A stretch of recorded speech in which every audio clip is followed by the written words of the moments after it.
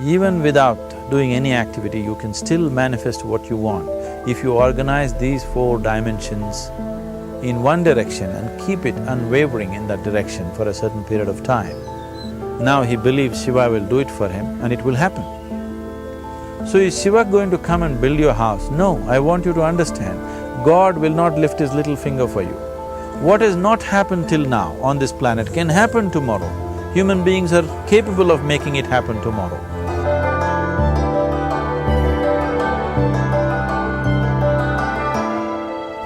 Everything we as human beings have created on this planet was essentially first created in our minds. All that you see, which is human work on this planet, first found expression in the mind, then it got manifested in the outside world. The wonderful things that we have done on this planet and the horrible things that we have done on this planet, both have come from the human mind. So if we are concerned as to what we create in this world, it's extremely important that first of all we learn to create the right things in our mind, how we keep our minds. If we do not have the power to keep our minds the way we want it, what we create in the world is also going to be very accidental and haphazard. So learning to create our minds the way we want is the basis of creating the world the way we want. There is a wonderful story in the yogic lore. On a certain day, a man took a walk. He went for a long walk. Accidentally, unawares, he walked into paradise. Fortunate, isn't he? He just took a walk and he landed up in paradise. After this long walk, he felt little tired. So he thought, oh, I'm tired, I wish I could rest somewhere.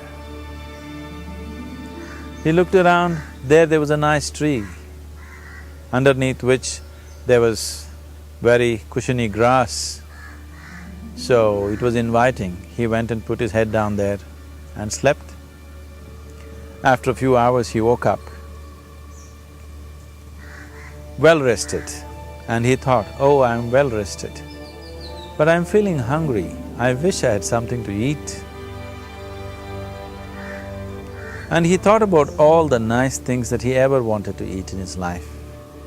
And instantly, all those things appeared in front of him. You need to understand, there the service is like that. Hungry people don't ask questions. Food came and he ate. Stomach became full. Then he thought, oh, my stomach is full, I wish I had something to drink. All the nice things that he ever wanted to drink, he thought about it and all of them just appeared in front of him. Drinking people also don't ask questions, so he drank. Now with a little bit of alcohol in him, you know Charles Darwin told you, all of you are monkeys, your tail fell away. Not me, Charles Darwin told you that you were all monkeys and your tail fell away and then you became human. Yes, definitely the tail fell away. But the monkey, in yoga, we always refer to an unestablished mind as markata, which means a monkey. Why we are referring to the mind as a monkey is, what are the qualities of a monkey? One thing about a monkey is, it's unnecessary movement. And another thing about the monkey is, if I say you're monkeying somebody, what does it mean? Imitation. Monkey and imitation have become synonymous. So these two essential qualities of a monkey are very much the qualities of an unestablished mind. Unnecessary movement, you don't have to learn it from the monkey, you can teach it to the monkey. And imitation is full-time job of the mind.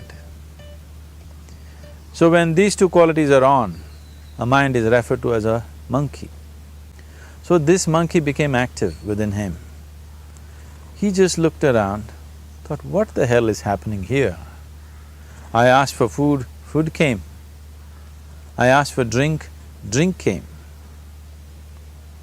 There must be ghosts around here. and ghosts came. Oh, the ghosts have come, they're going to surround me and torture me, he thought. Immediately the ghosts surrounded him and started torturing him. Then he started screaming in pain and said, oh, they're going to kill me, and he died. Just now he said he's a fortunate being. The problem is he was sitting under a kalpavriksha or a wishing tree. He asked for food, food came, he asked for drink, drink came, he asked for ghost, ghost came, he asked for torture, torture came, he asked for death, death happened. Now don't go looking for these kalpavrukshas in the forest.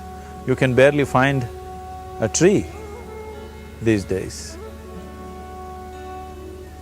A well-established mind, a mind which is in a state of samyukti, is referred to as a kalpavriksha. If you organize your mind to a certain level of organization, it in turn organizes the whole system. Your body, your emotion, your energies, everything gets organized in that direction. Once all these four dimensions of you, your physical body, your mind, your emotion and the fundamental life energies are organized in one direction, once you are like this, anything that you wish happens without even lifting a little finger actually. It would help to assist it with activity, but even without doing any activity, you can still manifest what you want if you organize these four dimensions in one direction and keep it unwavering in that direction for a certain period of time. Right now the problem with your mind is, every moment it is changing its direction. It is like you want to travel somewhere and every 2 steps if you keep changing your direction, the question of you reaching the destination is very remote unless it happens by chance. So, organizing our minds and in turn organizing the whole system and these four basic dimensions of who you are right now in one direction, if you do this, you are a kalpavruksha yourself. Anything that you wish will happen. But right now, if you look at your lives, everything that you have wished for till now, if it happens, you have finished. Everything and everybody that you have desired for, if all of that lands up in your house today, could you live with that? Once we're empowered like this, it's very important that our physical action, emotional action, mental action and energy actions are controlled and properly directed. If it is not so, we become destructive, self-destructive. Right now, that is our problem. The technology, which is supposed to make our life beautiful and easy, has become the source of all the problem that we are destroying the very basis of our life, which is the planet. So what should have been a boon, we are making a curse out of it. What has brought incredible levels of comfort and convenience to us in the last 100 years or so has also become a threat to our life simply because we are not conscious action, we are in a compulsive state of action. So organizing our minds fundamentally means moving from a compulsive state of activity to a conscious state of activity. You might have heard of people for whom they asked for something and beyond all expectations it came true for them. Generally this happens to people who are in faith. Now, let's say you want to build a house. If you start thinking, oh, I want to build a house. To build a house I need 50 lakhs, but I have only 50 rupees in my pocket. Not possible, not possible, not possible. The moment you say not possible, you are also saying I don't want it. So on one level, you're creating a desire that you want something, on another level, you're saying I don't want it. So in this conflict, it may not happen. Someone who has some faith in a god or in a temple or whatever, who is simple-minded, faith works only for those people who are simple-minded. Thinking people, people who are too much thinking, for them it never works. A childlike person who has a simple faith in his god or his temple or whatever, he goes to the temple and says, Shiva, I want a house. I don't know how, you must make it for me. Now in his mind there are no negative thoughts. Will it happen? Will it not happen? Is it possible? Is it not possible? These things are completely removed by this simple act of faith. Now he believes Shiva will do it for him and it will happen. So is Shiva going to come and build your house? No, I want you to understand, God will not lift his little finger for you. What you refer to as God is the source of creation. As a creator, he has done a phenomenal job, there's no question about it.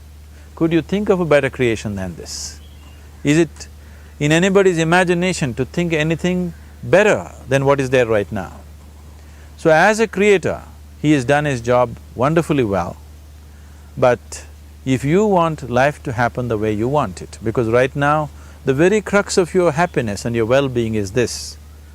If at all if you're unhappy, the only and only reason why you're unhappy is life is not happening the way you think it should happen. That's all it is. So if life is not happening the way you think it should happen, you're unhappy. If life happens the way you think it should happen, you are happy. It's as simple as that. So if life has to happen the way you think it should happen, first of all, how you think, with how much focus you think, how much stability is there in your thought, and how much reverberance is there in the thought process will determine whether your thought will become a reality or is it just an empty thought. Or how you do not create any impediments for your thought by creating negative thought process. This possible is something possible or not possible, is destroying humanity. What is possible and not possible is not your business, it's nature's business. Your business is just to strive for what you want. Right now you're sitting here, if I ask you two simple questions, I want you to just look at this and answer this. Right now from where you're sitting, can you just fly off? You say no. Right now from where you're sitting, can you get up and walk? You'll say yes. What is the basis of this? Why you say no to flying and yes to walking? Because past experience of life, many times you've gotten up and walked, never did you fly off. Or in other words, you're using the past experience of life as a basis for deciding whether something is possible or not possible. Or in other words, you have decided that what has not happened till now cannot happen in your life in future. This is a disgrace to humanity and the human spirit. What has not happened till now on this planet can happen tomorrow. Human beings are capable of making it happen tomorrow. So what is possible and what is not possible is not your business. That is nature's business. Nature will decide that. You just see what is it that you really want and strive for that. And if your thought is created in a powerful way, without any negativity, without any negative thoughts bringing down the intensity of the thought process, the first and foremost thing is you must be clear what is it that you really want. If you do not know what you want, the question of creating it doesn't arise. If you look at what you really want, what every human being wants is, he wants to live joyfully, he wants to live peacefully. In terms of its relationships, he wants it to be loving and affectionate. Or in other words, all that any human being is seeking for is pleasantness within himself, pleasantness around him. This pleasantness, if it happens in our body, we call this health and pleasure. If it happens in our mind, we call this peace and joy. If it happens in our emotion, we call this love and compassion. If it happens in our energy, we call this blissfulness and ecstasy. This is all that a human being is looking for. Whether he is going to his office to work, he wants to make money, build a career, build a family, he sits in the bar, sits in the temple, he is still looking for the same thing. Pleasantness within, pleasantness around. If this is what we want to create, I think it's time we addressed it directly and commit ourselves to creating it. So you want to create yourself as a peaceful human being, joyful human being, loving human being, a pleasant human being on all levels. And do you also want a world like this? A peaceful world, a loving world, a joyful world? No, I want greenery, I want food. When we say a joyful world, that means everything that you want has happened. So this is all that you're looking for. So all that you need to do is commit yourself to creating it, to create a peaceful, joyful and loving world, both for yourself and everybody around you.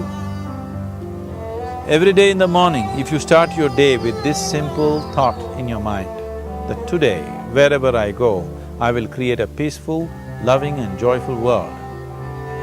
If you fall down 100 times in the day, what does it matter? For a committed man, there is no such thing as failure. If you fall down 100 times, 100 lessons to be learnt. If you commit yourself like this to creating what you really care for, now your mind gets organized. Once your mind gets organized, the way you think is the way you feel, your emotion will get organized. Once your thought and emotion is organized, your energies will get organized in the same direction. Once your thought, emotion and energies are organized, your very body will get organized. Once all these four are organized in one direction, your ability to create and manifest what you want is phenomenal. You are the creator in many ways. That which is the source of creation is functioning within you every moment of your life. It is just that, have you kept access to that dimension or not? Organizing the four basic elements of your life will give you that access. There are tools and technologies to do this. The whole science of yoga, the whole technology that we refer to as yoga is just about this, transforming yourself from being just a piece of creation to become a creator.